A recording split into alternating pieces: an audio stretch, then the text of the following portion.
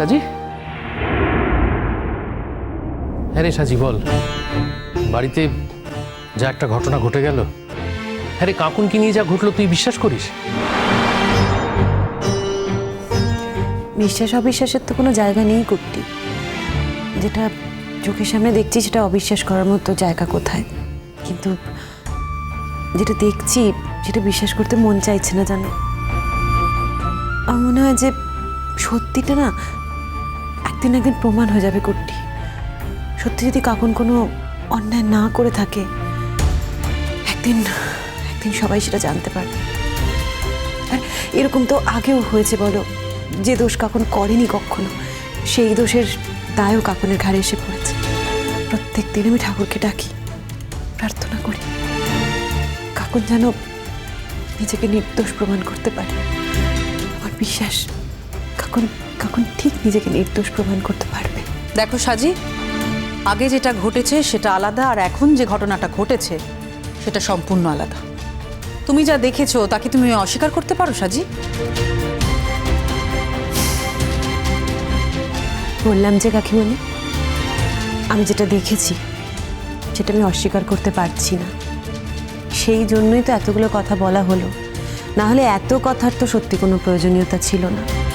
কিন্তু এটাও সত্যি, যেটা আমি দেখেছি সেটা আমি বিশ্বাস করতে পারছি না। বিশ্বাস করতে কিছুতেই আমার মন চাইছে না। যাকে দেখো, কি থেকে কি প্রমাণ হবে, কোনটা সত্যি, সেই সত্যিটা আদৌ সামনে আসবে কি না সেটা যেমন তোমার হাতে নেই, আমার হাতেও নেই। খামোখা আমরা এসব কথা বলে মরি কেন বলো? ঠিক বলেছিস সাজি, একদম ঠিক কথা বলেছিস। কাকুনের মতো একটা মেয়ে, যাকে দেখলে মনটা ভালো হয়ে যায়, যার মুখটা দেখলে মনে হয় পৃথিবীতে শুধু অন্ধকার নেই, আলো আছে, সে এরকম একটা কাজ করতে পারে আমি বিশ্বাস করি না। না কুট্টি, আমি কিন্তু আজকে তোমার কাছে একটা অন্য কথা বলতে এসেছি। বল না, কি বলবি? তো তুমি তোমাকে ছুঁয়ে বলো, আমার কথা রাখবে? ছো এরকম কখনো হয়েছে যে তুই কিছু বলেছিস আমি তোর কথা রাখিনি? তোর সঙ্গে সেই সম্পর্ক আমার যে ছুঁয়ে কথা দিতে হবে? বল। না, আসলে আমি আমি তোমাকে এমন কোনো কথা বলবো না কুট্টি যে যে কথাটা রাখতে তোমার অসুবিধা হবে। আচ্ছা বেশ, আমি কথা দিচ্ছি তুই যা বলবি আমি রাখবো। বল।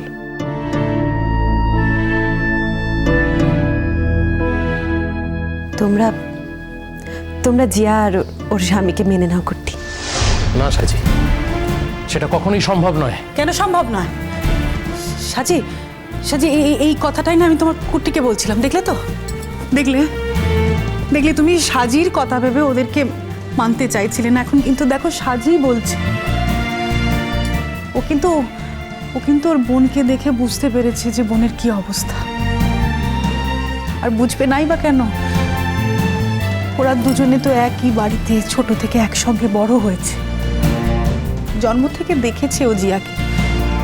ওকে ওকে আমার মেয়েকে কম ভালোবাসে নাকি? আচ্ছা সাজি, সাজি তুমি বলো না, আমার মেয়েটা যদি বাচ্চা হতে গিয়ে না খেতে পেয়ে মরে যায়, তাহলে তাহলে তোমার কুট্টি আর কারো পরিবার রাগ করে থাকবে? হ্যাঁ, তবে সত্যি কথা বলতে কি সাজি, তুমি কিন্তু বেঁচে গেলে। যত কষ্ট তো আমার মেয়েটার হলো, বোকা তো, বোকার মরণ, মানুষ চিনতে ভুল করলো আমার মেয়েটা। কুট্টি, কুট্টি দেখো, জিয়া জিয়া ওখানে একা আছে। জিয়ার সঙ্গে ওর বাপের বাড়ির লোকের কোনো সাপোর্টই নেই। সেই জন্য হয়তো ওর স্বামী ও শ্বশুরবাড়ির লোক ওর উপর এতটা অত্যাচার করতে পারছে, ওকে এতটা এভাবে এক্সপ্লয়েট করতে পারছে। কিন্তু আমাদের জিয়া ওখানে একা নেই, জিয়ার সঙ্গে ওর বাপের বাড়ির লোকের সাপোর্ট আছে। এটা যদি একবার ওর শ্বশুরবাড়ির লোক জানতে পারে, তাহলে হয়তো ওর উপর এইভাবে অত্যাচার হবে না কুট্টি। দেখো, যেটা যেটা হয়েছে সেটা কিন্তু মেনে নেওয়া যায় না কুট্টি। ও ওরা আজকে টাকা চাইছে, কালকে হয়তো আরো অন্য কিছু চাইতে পারে। কুটি, এটা এক্ষুনি বন্ধ হওয়া দরকার। বুঝতে পারছি সাজি, কিন্তু তোর চোখের সামনে ওদের দুজনকে এই বাড়িতে, সেটা কি করে সম্ভব সাজি? আমার চোখের সামনে কিসের অসুবিধে করতে? যে ছেলেটার ওপর আমার আর কোনো মনই নেই, যাকে আমি 100% ঘৃণা করি, যার মুখের দিকে তাকাতেও আমার আজ আর কোনো রুচি হয় না, সে আমাদের বাড়িতে এসে থাকলো কি থাকলো না, তাতে আমার কি আসে যায় বলো তো? কিন্তু কুট্টি, আমার মতো করে তোমার ভাবলে তো চলবে না। জিয়া তোমার একমাত্র মেয়ে, জিয়া তার স্বামীকে ছেড়ে এ বাড়িতে এসে থাকবে না। জিয়ার কাছে ওর বাচ্চাটাই প্রায়োরিটি। তাহলে তো তোমাকে জিয়াকে সাপোর্টটা দিতেই হবে কুট্টি। তুমি প্লিজ জিয়াকে সাপোর্টটা দাও, প্লিজ। সাজি, বেঁচে থাকো সাজি, বেঁচে থাকো। আমি হয়তো কখনো তোমাকে কোনো না কোনো সময় অকথা কুকথা বলেছি, মনে রেখো না? হ্যাঁ, মনে রেখো না। আসলে কি বলতো, আমার মেয়েটা সেদিনের পর থেকে যে কি কষ্টে রয়েছে না, মা হিসেবে শুধু সেটা আমি বুঝি সাজি,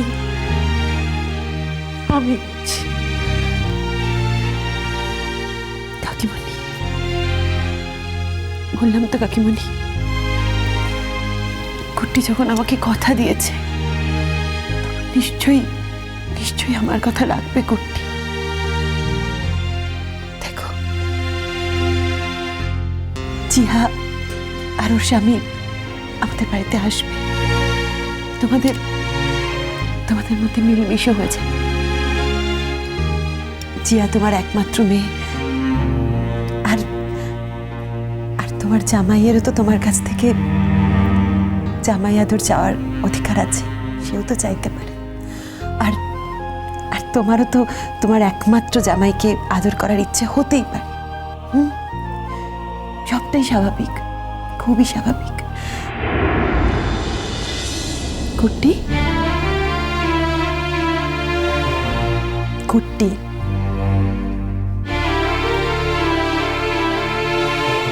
তুমি কিন্তু আমাকে কথা দিয়েছো কুট্টি।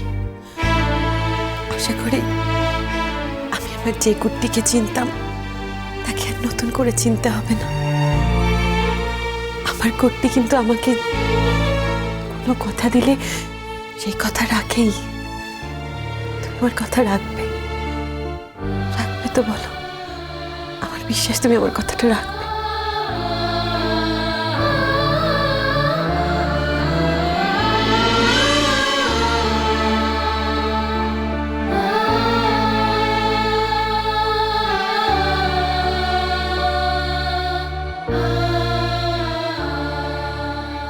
আমার ধারণা ওখান থেকে টাকা রোজগার করে ওর বাপের বাড়িতে পাঠায়।